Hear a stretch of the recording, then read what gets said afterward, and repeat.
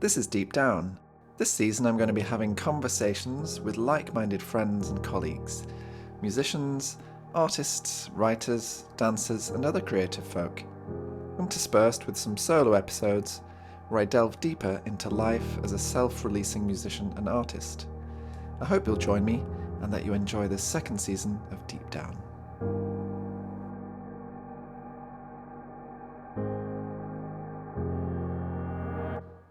Hello and welcome to Deep Down. I'm your host Jordan Hunt, and today it's just me. I'm sat in my kitchen and I'm looking at a pile of unwashed pots, and I'm thinking about life and work and trying to plan when I'll next wash my hair.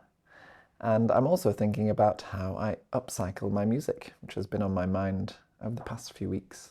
Last week I chatted with my friend Stephen Davison, a composer who had the UK premiere of his new piece performed by the BBC Symphony Orchestra at the Barbican Centre, and it was very exciting. We went to the concert on Sunday. And next week I've got another special guest in conversation who's not a composer, from a different artistic field, but I shall wait to announce who that is close to the time. So I started thinking about this concept of upcycling music, or rather it was brought to light because I was commissioned recently by the English National Ballet Youth Company to create a track, which is a funny word for a musician because as a composer I write music, not tracks. But I know that's just a totally different perspective, a different way of thinking about music, and some people would say that they write tracks. Anyway, I was asked by my friend Carolyn Bolton, who is the creative director of the English National Ballet Youth Company, an incredible dancer and choreographer and educator and advocate. She's just an all-round incredible person who I met a few years ago through my partner Chris Thomas, who's a former dancer. They worked together at Romba Company back in the day. And she used some of my music in a piece last year, or maybe it was 2 years ago, Two Alone for solo violin, which you should go and listen to if you haven't heard already. And she created a piece on another youth company. So when it came round to this season's commissions, she very sweetly asked me to write something for the upcoming commission. The piece actually has two choreographers, Carolyn Bolton and Jane Chan, who are both creating sections of dance and somehow finding a middle ground and bringing it together to create one work, which is about 7 minutes long. The organisers specifically asked for an audio track that they could play. It wasn't really the sort of opportunity where live performance was going to be appropriate, and it would get more performances if it was easier to put on. And if you've just got a track that they can press play, it's very easy to put on. So ever the pragmatist, I leaned into that ease, and then shortly after I got the brief from Carolyn and Jane, and a little light bulb moment went off that I've sort of already started this piece. I don't think I'd fully created the piece, but from the references and the brief that they gave me, I definitely had already come up with an idea that would really fit into this world, into this brief.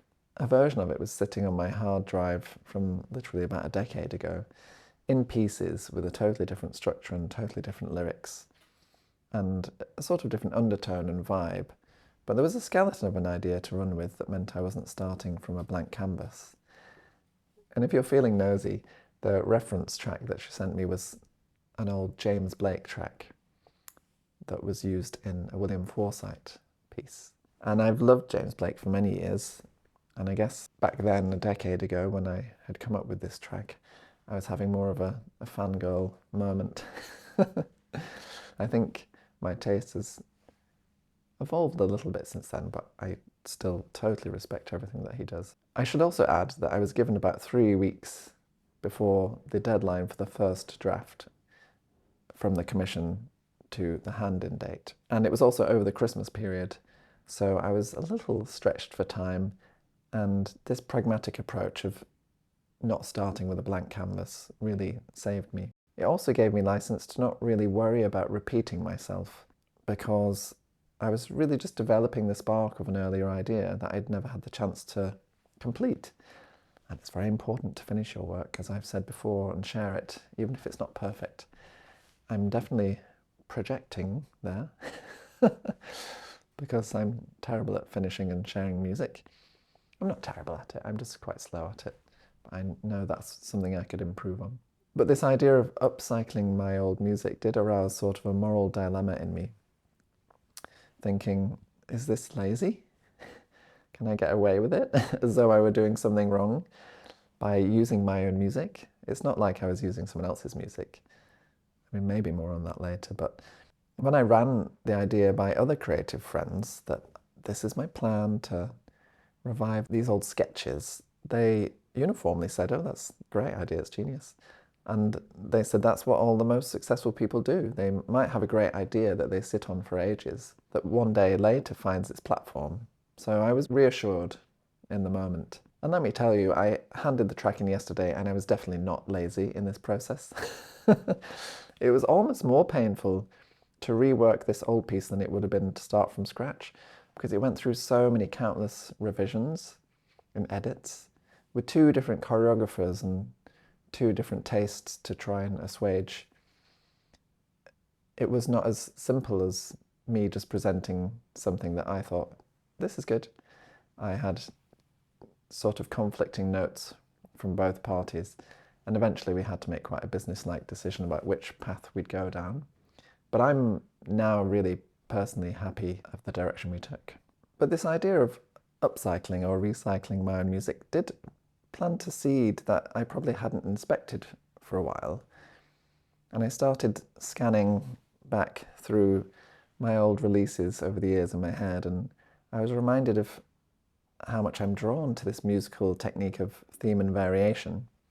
Theme and variation, as you can imagine, basically just means that you have a tune or a theme that you then invent little variations on that tune or theme. And effectively, most composers are doing that anyway when they write a piece, whether or not it's by name a theme and variation. In other words, they're just taking an idea and running with it, developing it, changing it, recontextualizing it. As I've mentioned in one of my previous episodes from last season, one of my favourite examples of this idea of recontextualization of a melody is in Debussy's Prélude à l'après-midi d'une faune, which takes this opening, very strange flute solo and recontextualizes it with different harmonies. I don't know how many times, 12 times, 13 times. I'm kind of making that up, I think. But many times, and each time it comes back it's slightly different, or the bed in which it lies is slightly different. And it's just such an incredible masterpiece of the 20th century. It's so economical and efficient and inventive. I think all of those tickle my brain for whatever reason. Some other famous examples of theme and variations in classical music are the Bach Chaconne in D minor, which is the final movement of his D minor partita, and one of my favourites when I was growing up is Schubert's Death and the Maiden Quartet, which is really cool. And then there's another great violin piece which was arranged by Kreisler, the Corelli La Foglia variations. So check those out if you're interested in examples of good themes and variations. There's so many. If you just type theme and variations into your streaming platform, I'm sure there'll be some even more amazing examples. So in my own back catalogue, I realise I've definitely been drawn to that technique of theme and variation. I think my most recent release, The Three Visions for Solo Violin, is literally a theme and 9 or 10 variations. So in other words, it takes an idea, a chord progression in this case, and there are then a sequence of variations upon that. And that was for solo violin. And if I think back, actually, it was probably heavily influenced by this idea from the Bach Chaconne in D minor. I knew that I could only have one instrumentalist, And at that point, I wasn't particularly confident at writing for solo violin, so I thought I'm just going to see what the greats did. In order to create this 17, 20-minute structure that one instrument can uphold, Bach did it so incredibly. I thought I'll just do what he did, which is take an idea and then just keep repeating it, but slightly different each time.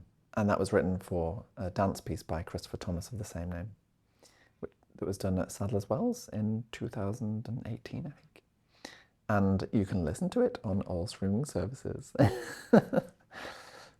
And then the following year, in 2019, I wrote another piece for contemporary dance called To the Ocean Floor, again for choreographer Chris Thomas, this time for Sadler's Wells main stage.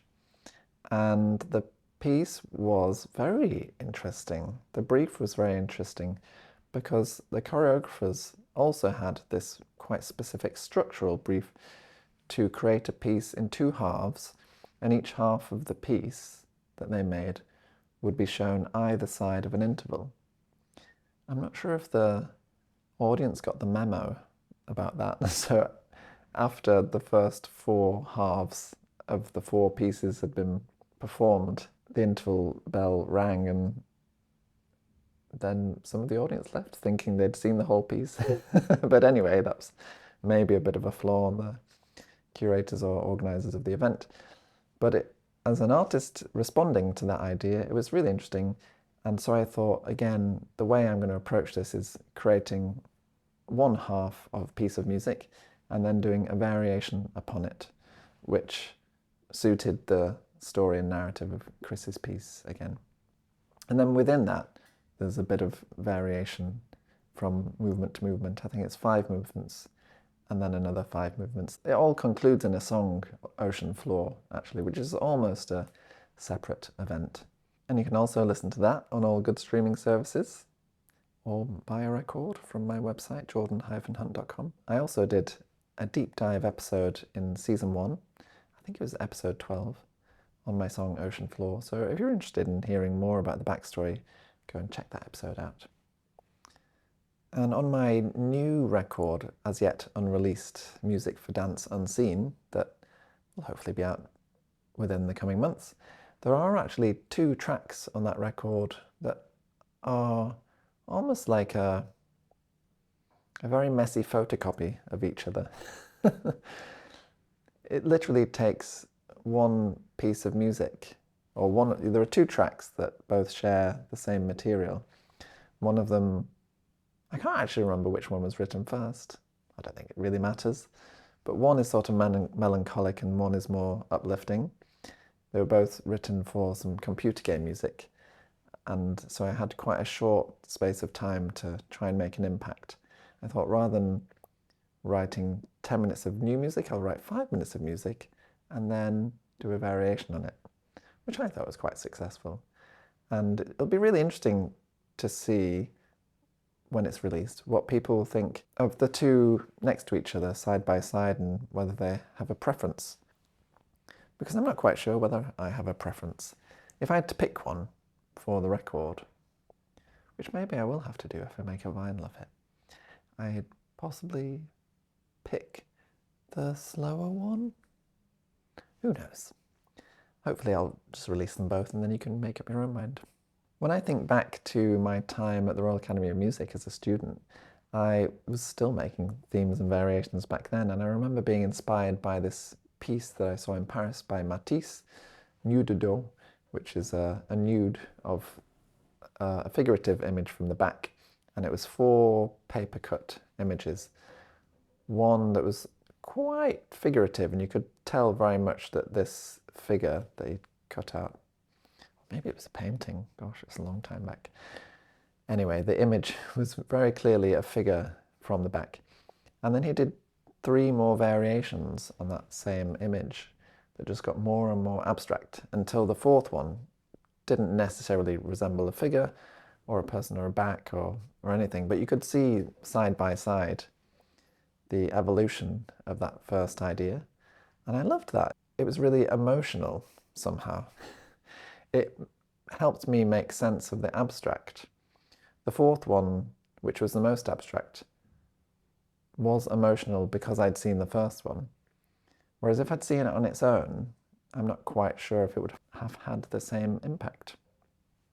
So I've clearly been into this idea of theme and variation for quite a long time. But with this new commission for English National Ballet Youth Company, I think it was less theme and variation and more that I basically had the bones of a piece which was never finished. And I thought to myself, I'm going to take these bones and upcycle them and make something new. And luckily, I'm not famous enough for anyone to notice or know the reference or care. It's very liberating. So I took these sketches from some incidental music I wrote for a play. Gosh, maybe as far back as 2009 or 2011. I can't remember. Nobody can remember because I'm not sure who saw the play. But I began reworking and restructuring and rewriting the lyrics. And basically, it's like I smashed it on the floor, looked at all the bits, shone a light on it, and thought, I can create something beautiful with all of these little ideas. And because of my experience over the last decade, I also was not too precious about it. It was just literally sat on my hard drive and no one was hearing it, so I thought I was going to bring it into the light of day and share it with the world in this new form. And it's not perfect, but it's practical. And it serves a function as a dance soundtrack. And eventually I think I'll cut it down to size, so it's not 7 minutes long, it's a bit more of a digestible length, because why not? Share it with you all. It's also not like anything I've ever released before, which is quite exciting. I don't know how many of you consciously would choose to listen to this kind of music. I mean, it's almost this. It's silly me trying to describe it before anyone's heard it, but it's basically EDM. I heard Chris, my partner, trying to explain it to his parents over the phone the other day, and he said, I think it's like techno, which is it's definitely not a techno. And maybe just to call it dance music is the best, because it's literally written for dancers, for a dance commission. It just happens to sound like the kind of dance music that you might hear on the radio these days as well. Gosh, maybe this is the beginning of a new career. Who knows? Clean Bandit, here I come. I also remember another incident of me stealing my own music or appropriating it for another use. And of course, Picasso totally advocated the stealing. He said, great artists don't borrow, they steal. And if you're stealing from yourself, it's totally fine.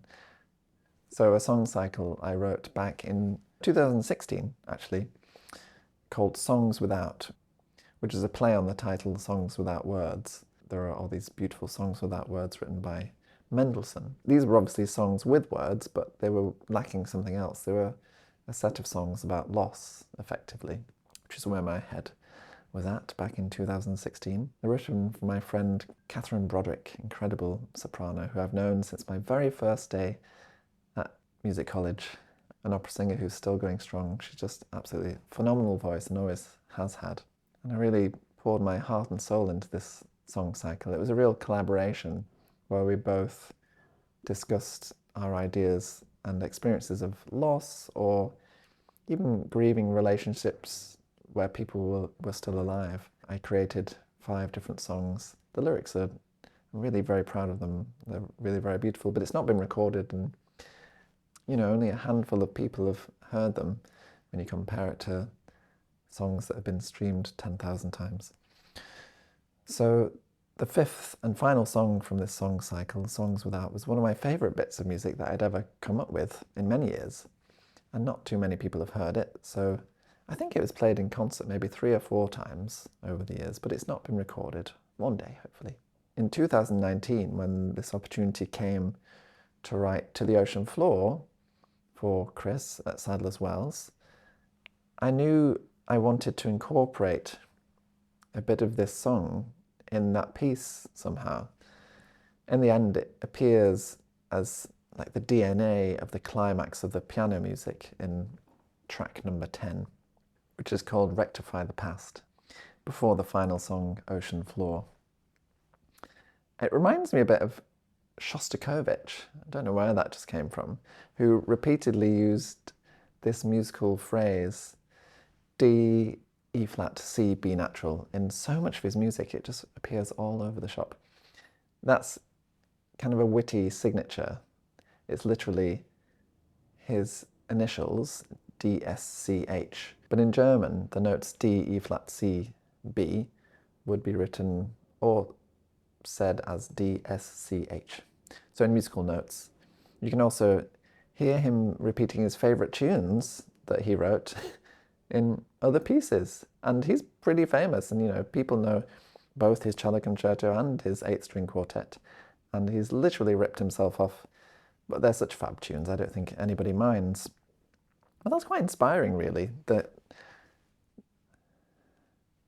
bold attitude and kind of lack of preciousness at just knowing that you've got a really great tune that could work in this context, and it could also work in this context. Who cares? Apparently Stravinsky also had a little drawer in his desk where he'd jot down his little tunes as they came to him that he might not have a use for at the time. And he had just a collection of scraps of bits of paper, and when he was struggling to come up with a new idea, he'd just look in his desk and pick up a new tune and put that in his new piece. It's a very economical way of working. And I think in a way that's what I've done. I've just gone sifting through my hard drive to find some music that I wrote once upon a time that no one's really heard, not that that matters, to create this new piece. Sometimes you just love your tune so much you need to use it again, but do it better next time, like Shostakovich. It reminds me of my friend Theo Adams, the director, who, when we've been speaking about the next show, he quite openly says that he's constantly trying to remake the same show, just with different wigs. And I think maybe I've hit upon the key to success. Just keep repeating yourself, but with better wigs each time. Nothing's original, get over yourself. And as long as you're sharing it and making it, that's all that matters. I guess deep down, the reason I'm compelled to this upcycling or recycling of ideas and material is an innate sense of economy and efficiency, which until I started cognitive behavioral therapy a decade or so ago, didn't realize that it was quite a me-specific thing. I thought everybody was like this. But now I'm much freer and more flexible in my approach to embracing the new and not having to only rely on what's there right in front of me and reusing it, and not solely surviving with what I have. Living more abundantly, shall we say.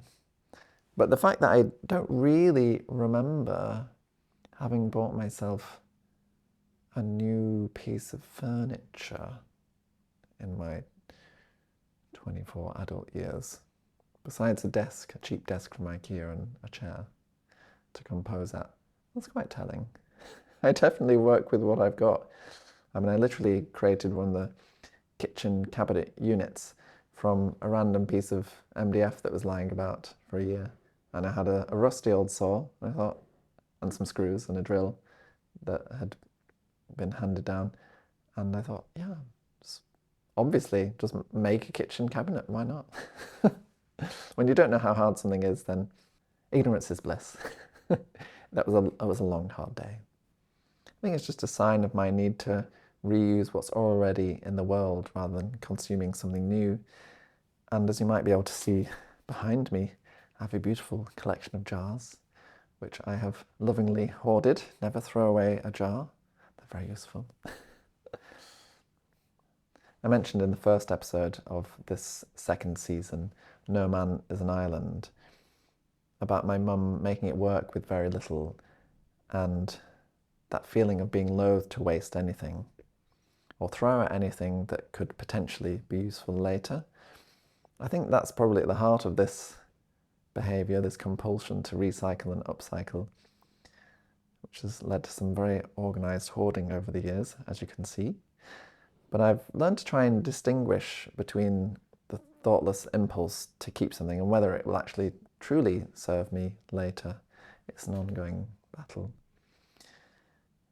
I'm just sat here and realising, actually, that after all of this excavation into the recesses of my terrible memory, that the opening ominous soundscape that I created in this new piece for the English National Ballet Youth Company, which sparked the idea for this episode, I'm calling it a new piece because it definitely is now, was inspired by the opening of Richard Strauss's Alpine Symphony, eine Alpine Symphonia. Was that good German pronunciation? You tell me.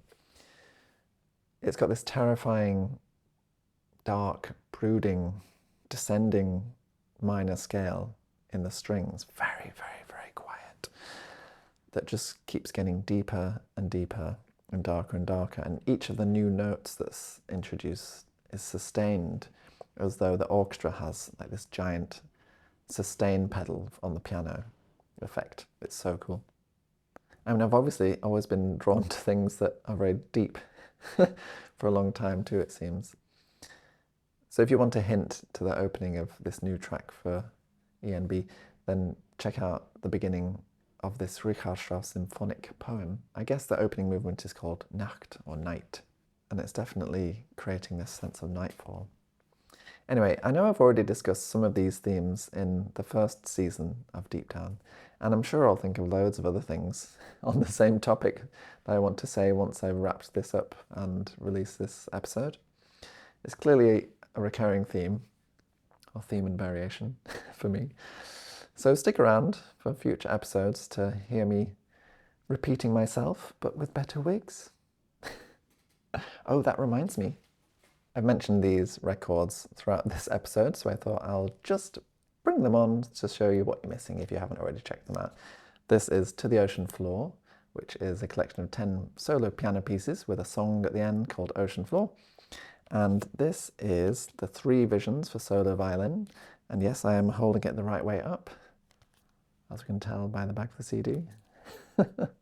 This incredible artwork is by my friend Thomas Warham, and this incredible artwork was hand-painted by my friend Liza Minnelli, aka Anna Chime, aka Anna Levenhaupt. And perhaps they might appear as guests in conversation on future episodes. Hope you enjoyed today, and I look forward to seeing you again soon. Don't forget to subscribe, follow, and review this podcast. And if you like it, share it with your friends or on social media. You can find me on social platforms at Deep Down with Jordan Hunt and at Jordan Hunt Music. Deep Down uses bits of my music from my song Ocean Floor, and you can listen to my music on all streaming services. I'd love to hear from you via DM or via my website, jordan-hunt.com, if any of these experiences resonated with you, and there you can sign up to the mailing list for announcements and updates. Thank you so much for listening.